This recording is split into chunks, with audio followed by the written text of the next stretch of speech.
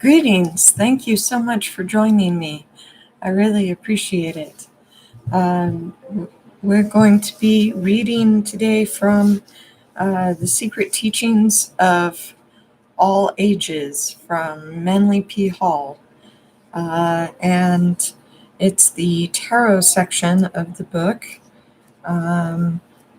continued, uh, which makes an entire chapter, central chapter in the book.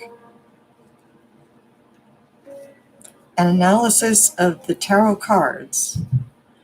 Opinions of authorities differ widely concerning the origin of playing cards, the purpose for which they were intended, and the time of their introduction into Europe. In his researches into the history of playing cards, Samuel Wellersinger advances the opinion that cards reached southern Europe from India by way of Arabia. It is probable that the tarot cards, were part of the magical and philosophical lore secured by the Knights Templar from the Saracens, or one of the mystical sects then flourishing in Syria. Returning to Europe, the Templars, to avoid persecution, concealed the arcane meaning of the symbols by introducing the leaves of their magical book, ostensibly as a device for amusement and gambling. In support of this contention, Mrs. John King Van Rensselaer states that cards were brought by the home-returning warriors who imported many of the newly acquired customs and habits of the Orient to their own countries. Seems to be a well-established fact, and it does not contradict the statement made by some writers who declare that the gypsies who about that time began to wander over Europe brought with them and introduced the cards, which they used, as they do at the present day, for divining the future. See the Devil's Picture book. Through the gypsy, the tarot cards may be traced back to the religious symbolism of the ancient Egyptians. In his remarkable work, The Gypsies, Samuel Roberts presents ample proof of their Egyptian origin. In one place, he writes, "When gypsies originally arrived in England is very uncertain. They are first noticed in our laws by several statutes against them in the reign of Henry VIII, in which they are described as, quote, an outlandish people, calling themselves Egyptians, who do not profess any craft or trade,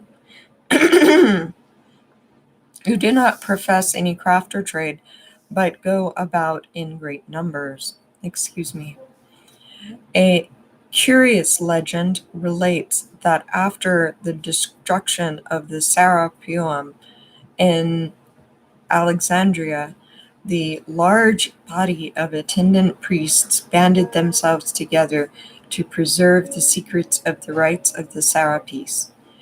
Their descendants, the gypsies, carrying with them their most precious of volumes, saved from the burning library, the Book of Enoch, or Thoth, the tarot, became wanderers upon the face of the earth, remaining a people apart with an ancient language and a birthright of magic and mystery. Count de Gebelin believed the word tarot itself to be derived from two Egyptian words, tar meaning road and ro meaning royal. Thus, the tarot consists the royal road to wisdom. See Le Monde Primitif. In his History of Magic, P. Christian, the mouthpiece of a certain French secret society, presents a fantastic account of a purported initiation into the Egyptian mysteries, wherein the 22 major tarots assume the proportions of trestle boards of immense size and line a great gallery. Stopping before each card in turn, the initiator described its symbolism to the candidate. Edouard Schurre, whose source of information was similar to that of Christians, hints at the same ceremony in his chapter on initiation into the Hermetic mysteries. See the Great Initiates.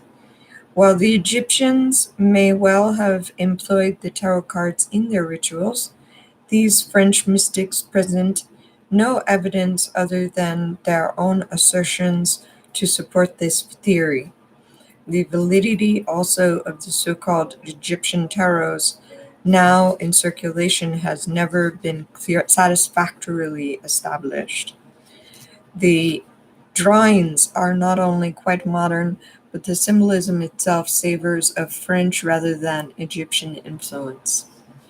Early Portuguese card. In the writing of this deck, from which the four cavaliers' jacks here reproduced were taken, William Andrew Chatto notes, quote, some of the specimens of Portuguese cards given in the Jeu de cartes tarot et des cartes numérales have very much the appearance of having been originally suggested by, if not copied from, an Oriental type, more especially in the suits of denari and bastoni, money and clubs. In those cards, the circular figure generally understood as representing denari or money is certainly much more like the chakra or quoit of Vishnu, as seen in the Hindustani drawings. Then a piece of coin, while on the top of the club there is a diamond proper, which is another of the attributes of the same deity. Also worthy of note are the Rosicrucian and Masonic emblems appearing on various medieval decks, as the secrets of these organizations were often concealed in cryptic engravings. It is very probable that the enigmatic diagrams upon various decks of cards were used both to conceal and to perpetuate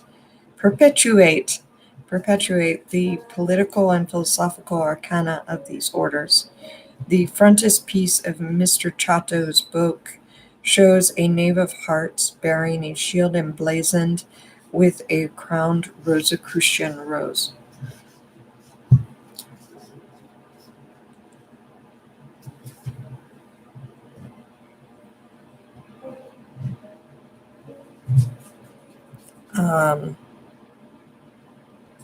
And here they have a illustration of this Portuguese deck, for example.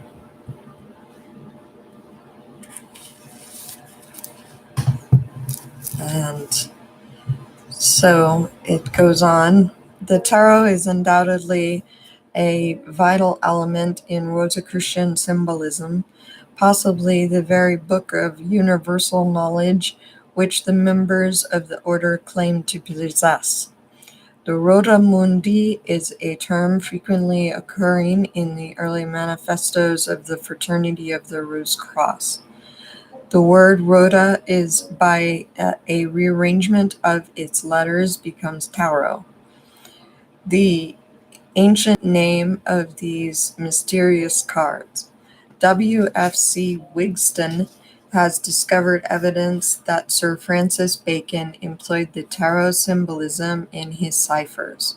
The numbers 21, 56, and 78, which are all directly related to the divisions of the tarot deck, are frequently involved in Bacon's cryptograms. In the great Shakespearean folio of 1623, the Christian name of Lord Bacon appears 21 times on the page 56 of the Histories. See the Columbus of Literature. Many symbols appearing upon the tarot cards have definite Masonic interest. The Pythagorean numerologist will also find an important relationship to exist between the numbers on the cards and the designs accompanying the numbers. The Kabbalist will be immediately impressed by the significant sequence of the cards, and the alchemist will discover certain emblems meaningless save to one versed in the divine chemistry of transmutation and regeneration. As the Greeks placed the letters of their alphabet with their corresponding numbers upon the various parts of their body of their humanly represented logos.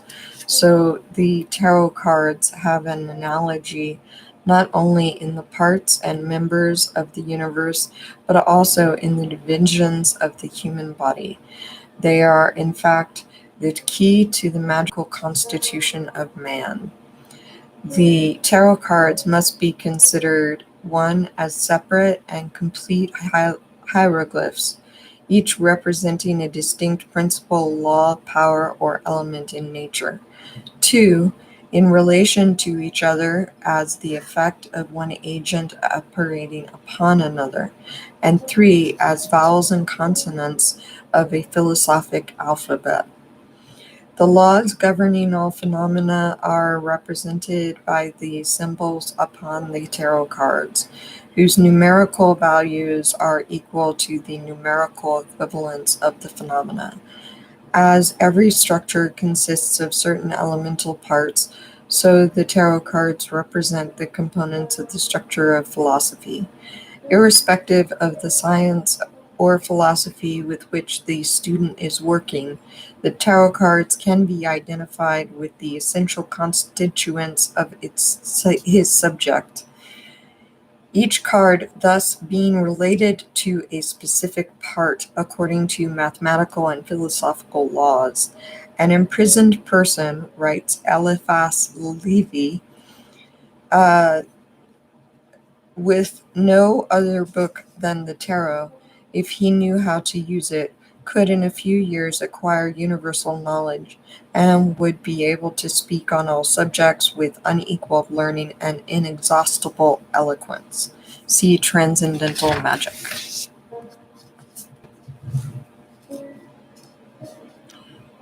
The diverse opinions of eminent authorities on the tarot symbolism are quite irreconcilable. The conclusions of the scholarly Court de Gebelen and the bizarre Grand Italia, the first authorities on the subject, not only are at the radical variance, but both are equally discredited by Levy, whose arrangement of the tarot trumps was rejected in turn by Arthur Edward Waite and Paul Case as being an effort to mislead students. The followers of Levy, especially Papus, Christian, Westcott, and Schura, are regarded as by the Reformed Tarotists as honest but benighted individuals who wandered in darkness for lack of Pamela Coleman Smith's new deck of tarot cards with revisions by Mr. Waite. Most writers on the tarot, Mr. Waite a notable exception, have proceeded upon the hypothesis that the 22 major trumps represent the letters of the Hebrew alphabet. This supposition is based upon nothing more substantial than the coincidence that both consists of 22 parts. That postal St. Martin and Levy all wrote books divided into sections corresponding to the major tarot is an interesting sidelight on the subject. The major trump cards portray incidents from the Book of Revelation, and the Apocalypse of St. John is also divided into 22 chapters. Assuming the Kabbalah to hold the solution to the tarot riddle, seekers have often ignored other possible lines of research. The task, however, of discovering the improper relationship sustained by the tarot trumps to the letters of the Hebrew alphabet and the paths of wisdom thus far has not met with any great measure of success. The major trumps of the tarot and the 22 letters of the Hebrew alphabet cannot be synchronized without first fixing the correct place of the unnumbered or zero card, Lemat, the Fool.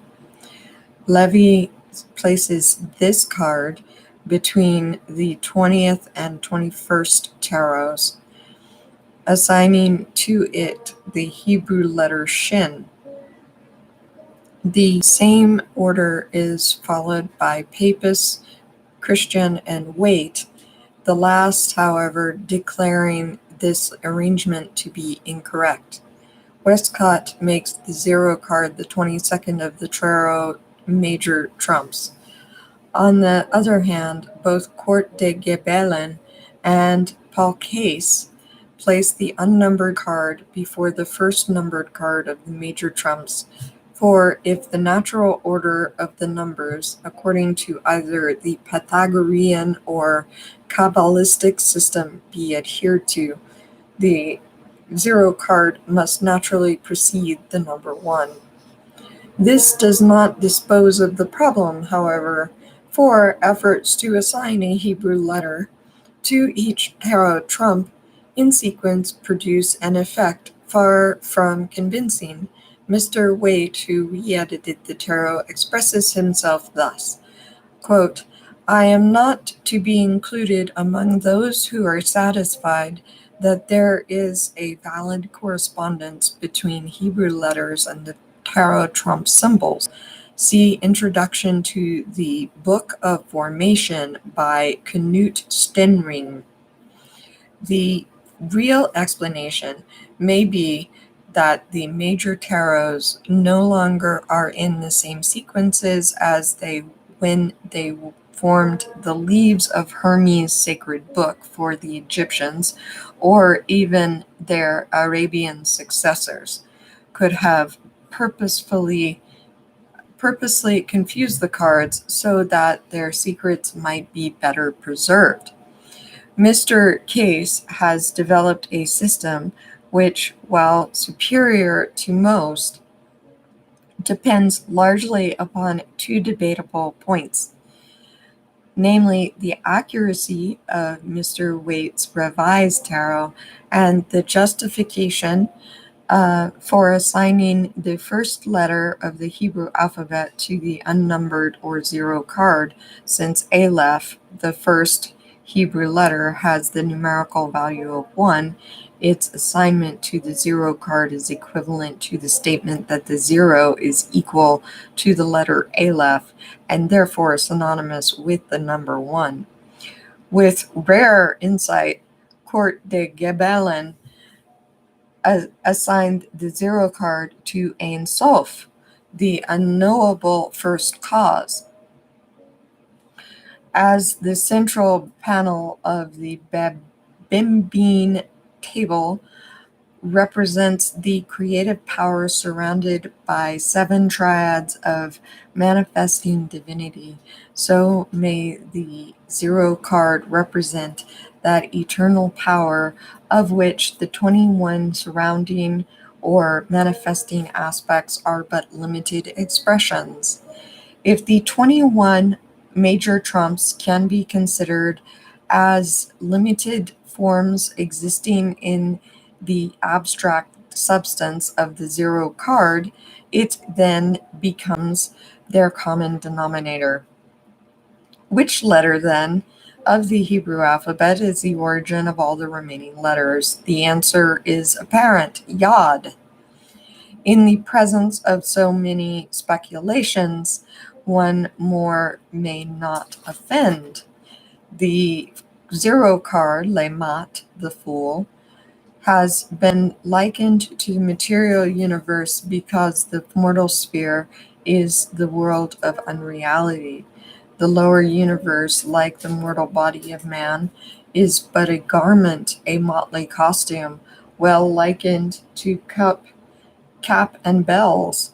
Beneath the garments of the fool is the divine substance, however, of which the gesture is but a shadow. This world is a Mardi Gras, a pageantry of divine sparks masked in the garb of fools. Was not this zero card the fool placed in the tarot deck to deceive all who could not pierce the veil of illusion? The tarot cards were entrusted by the illumined hierophants of the mysteries into the keeping of the foolish and the ignorant, thus becoming playthings, in many instances even instruments of vice. Man's evil habits, therefore, actually became the unconscious perpetrators of his philosophical precepts. Quote, "We must admire the wisdom of the initiates," writes Pappus, who utilized vice and made it produce more beneficial results than virtue. Does not this act of the ancient priests itself afford proof that the entire mystery of the tarot is wrapped up in the symbolism of its zero card?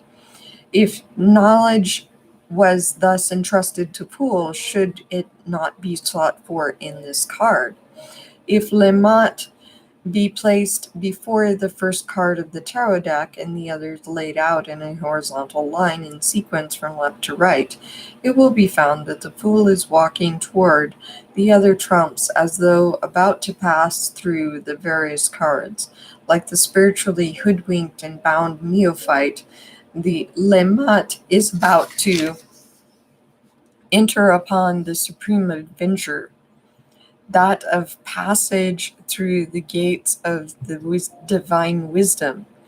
If the zero card could be considered as extraneous to the major trumps, this destroys the numerical analogy between these cards and the Hebrew letters by leaving one letter without a tarot correspondent. In this event, it will be necessary to assign the missing letter to a hypothetical tarot called the elements, assumed to have been broken up to form the 56 cards of the minor trumps. It is possible that each of the major trumps may be subject to a similar division. The first numbered major trump is called Le Bateleur, the juggler, and according to Court de Gébelin, uh, indicates the entire fabric of creation to be but a dream, existence a juggling of divine elements, and life a perpetual game of hazard. The seeming miracles of nature are but feats of cosmic legerdemain. Uh, Man is like the little ball in the hands of the juggler who waves his wand, and presto, the ball vanishes. The world looking on does not realize that the vanished article is still cleverly concealed by the juggler in the hollow of his hand. This is also the adept whom Omar Khayyam calls the master of the show, end quote. His message is that the wise direct the phenomena of nature and are never deceived thereby. The magician stands behind a table on which are spread out a number of objects, prominent among them a cup, the Holy Grail, and the cup placed by Joseph in Benjamin's sack, a coin, the tribute money and wages of a master builder, and a sword, that of Goliath, and also the mystic blade of the philosopher which divides the false from the true. The magician's hat is in the form of the cosmic limniscate, signifying the first motion of creation. His right hand points to the earth. His left hand holds aloft the wand symbolic of his mastership over the terrestrial universe. A wand.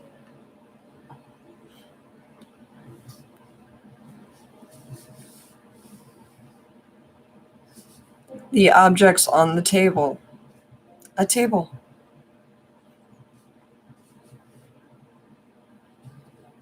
The wand is the rod of Jacob, the terrestrial universe, and also the staff that budded the human spine crowned with the globe of the creative intelligence. In the pseudo-Egyptian tarot, the magician wears a Uranus or golden band about his forehead. The table before him is in the form of a perfect cube, and his girdle is the serpent of eternity devouring its own tail. The second numbered major trump is called La Papessa, the female pope, and has been associated with a curious legend of the only woman who ever sat in the pontifical chair. Pope Joan is supposed to have accompanied this by masquerading in male attire, and was stoned to death when her subterfuge was discovered. This card portrays a seated woman crowned with a tiara, surmounted by a lunar crescent. In her lap is the Torah, or Book of Law, usually partly closed, and in her left hand are the keys to the secret doctrine, one gold and the other silver. Behind her rise two pillars, Hakin and Boaz, with a multicolored veil stretched between. Her throne stands upon a checkerboard floor. A figure called Juno is occasionally substituted for La Papessa. Like the female hierophant of the Mysteries of Sibyl, these this symbolic figure personifies the Shekinah, or divine wisdom. In the pseudo-Egyptian tarot, the priestess is veiled, a reminder that the full countenance of truth is not revealed to uninitiated man.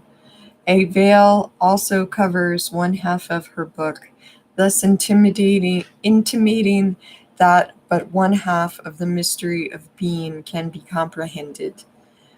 The third numbered major trump is called L'Imperatrice, the Empress, and has been likened to the woman clothed with the sun, described in the Apocalypse.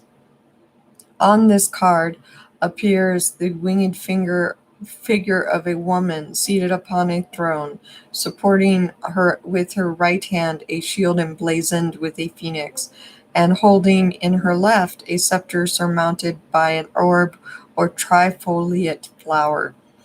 Beneath her left foot is sometimes shown as the crescent.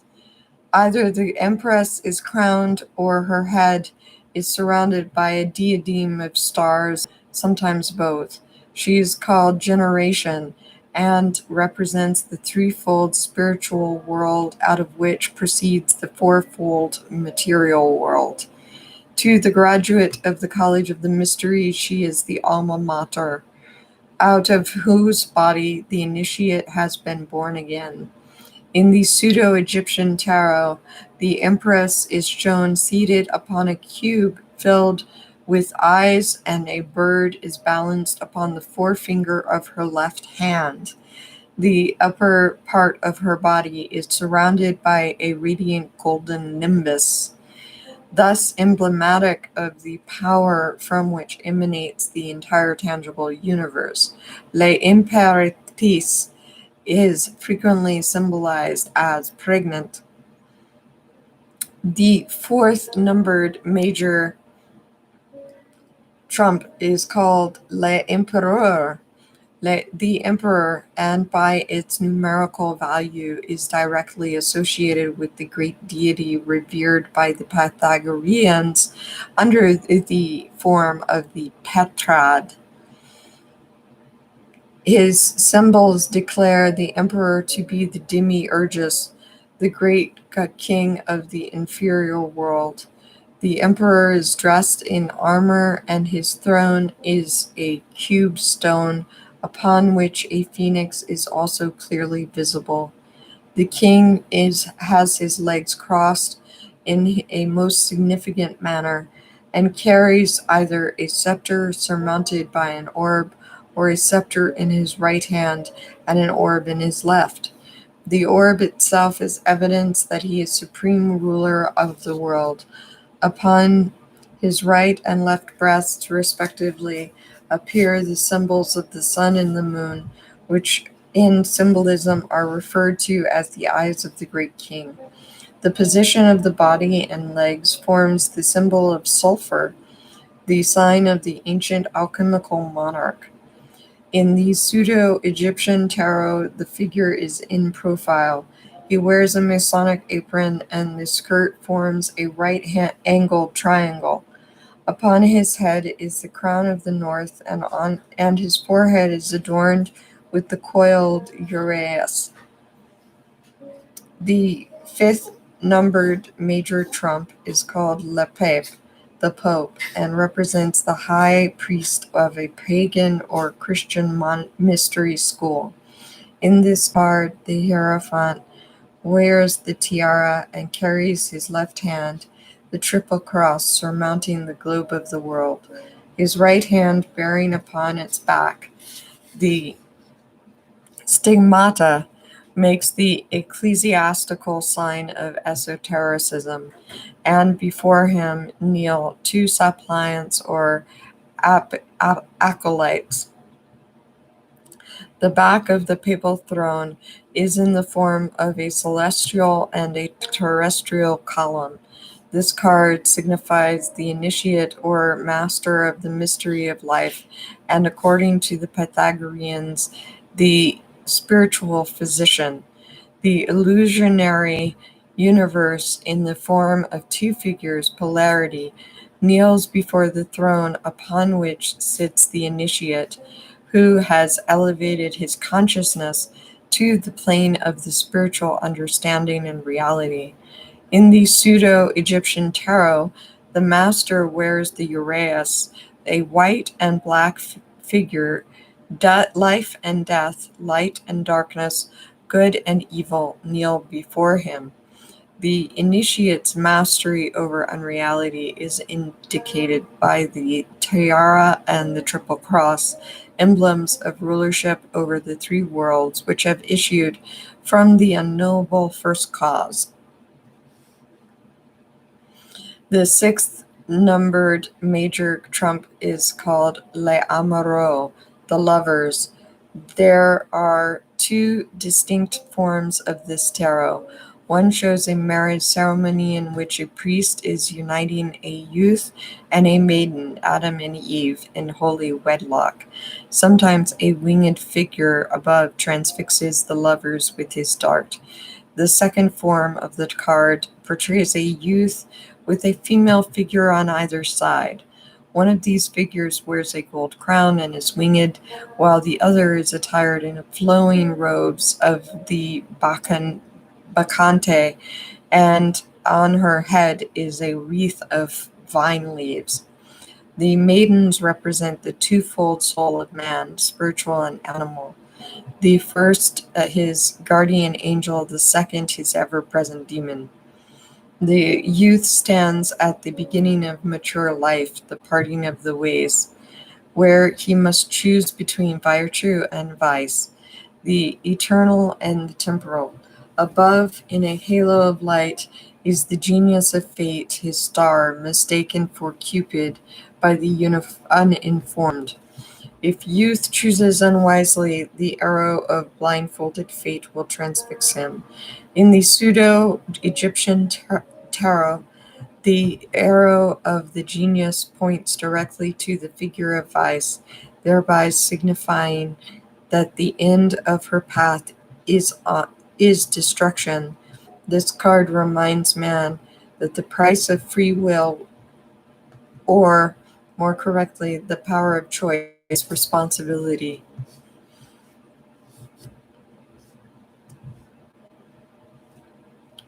The seventh numbered major trump is called Le Chariot.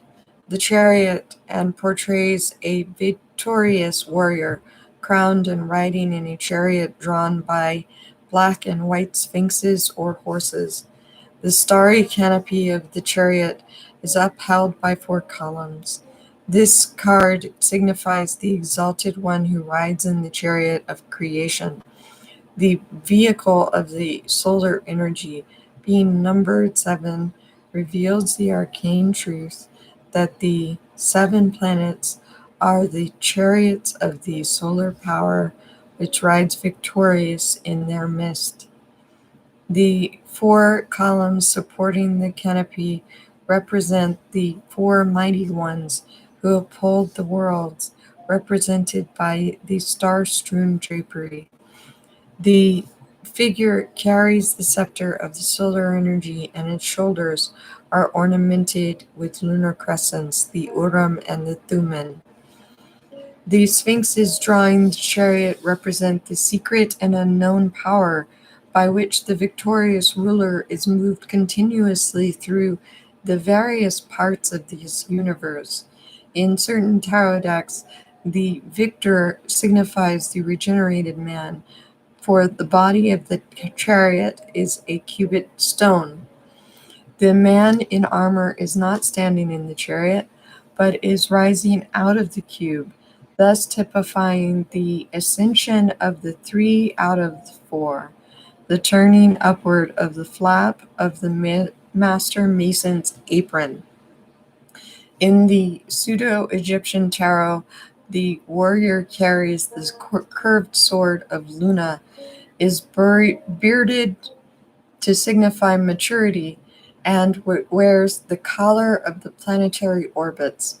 His scepter, emblematic of the threefold universe, is crowned with a square upon which is a circle surmounted by a triangle. And I am going to leave it there and pick up for part 2. Of course, and let's have a question. Someone has a question, apparently. And we will pick up next when we leave off. We don't get the question pretty soon. Thank you so much for tuning in. I sincerely appreciate you being here with me today. And we will continue and finish the Manly P. Hall Tarot, All About Tarot, from the secret teachings of all ages next time. Thank you so much. Take care.